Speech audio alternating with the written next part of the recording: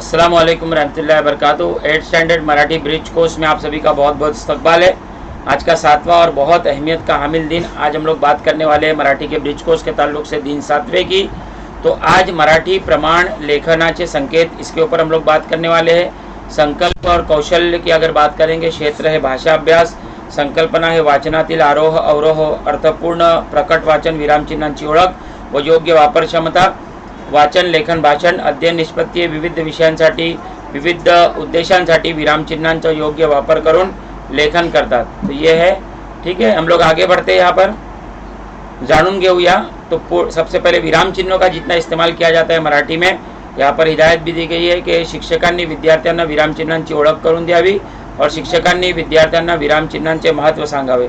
तो यहाँ पर ओळख हम लोग देखेंगे विराम चिन्ह की। पूर्ण विराम, अर्ध विराम, स्वल्प विराम, अपूर्ण विराम, प्रश्न चिन्ह, उद्गार चिन्ह, दुहेरी अवतरण चिन्ह, एकेरी अवतरण चिन्ह, संयोग चिन्ह, अपसारण चिन्ह, विकल्प चिन्ह, कंस चिन्ह, दीर्घ विराम, ये सारे विराम चिन्ह यहाँ पर दिए गए हैं। आगे बढ़ते हम सक्षम बनूया।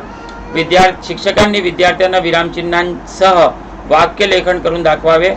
अब यहाँ पर हर विराम चिन्ह का इस्तेमाल करके वाक्य बनाया गया। जैसे रमा, आज रमा खूप हसली, स न वी, तू ये किंवा मी येतो, मला गुलाब, जाई, जुई, चमेली, मोगरा ही फुले फार आवडतात, अरे तू येशील। अ श्रेणी उत्तीर्ण झाले विद्यार्थी 12, 15, 20, 27, अरे रे फार वाईट झालं, आई मी येऊ का तुझ्या बरोबर। शिक्षकांनी वरील प्रमाणे विद्यार्थ्यांना वाक्य तयार करण्याचा सराव द्यावा। आगे डायरी लिहिणे हा छंद प्रत्येकाने जोपासावा। विद्यार्थी भंडार, मुले क्रीडांगणावर खेळत होती, मी तेथे येणार होतो, पण तो मुलगा माझ्या वर्गातील ज्याचा प्रथम क्रमांक येतो त्याचे नाव निलेश। ऐसे अलग अलग जुमले दिए हुए। मी रेल्वे बसने जाईन, रेल्वे से जाएगा या बस से जाएगा।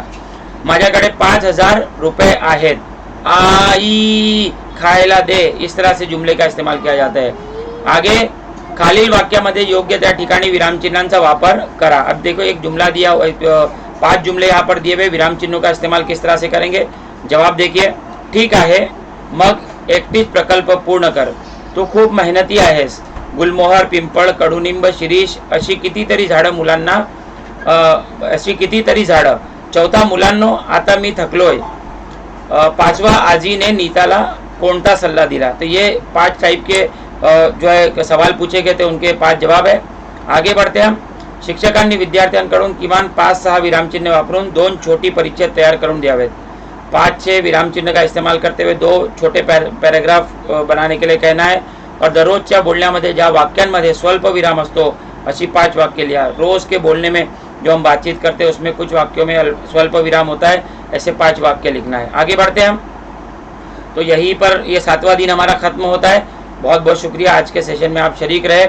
इसी तरह 8वें दिन का भी जो है आपका ब्रिज कोर्स बहुत जल्द अपलोड किया जाएगा, जो टेस्ट है। तो उसके बाद इंशाल्लाह मुलाकात होगी। अस्सलाम वालेकुम। चैनल को लाइक कीजिए, शेयर कीजिए और सब्सक्राइब कीजिए, और दूसरों के साथ में जो है इसको शेयर कीजिए ताकि दूसरे स्टूडेंट्स भी इससे इस्तेफादा कर सके।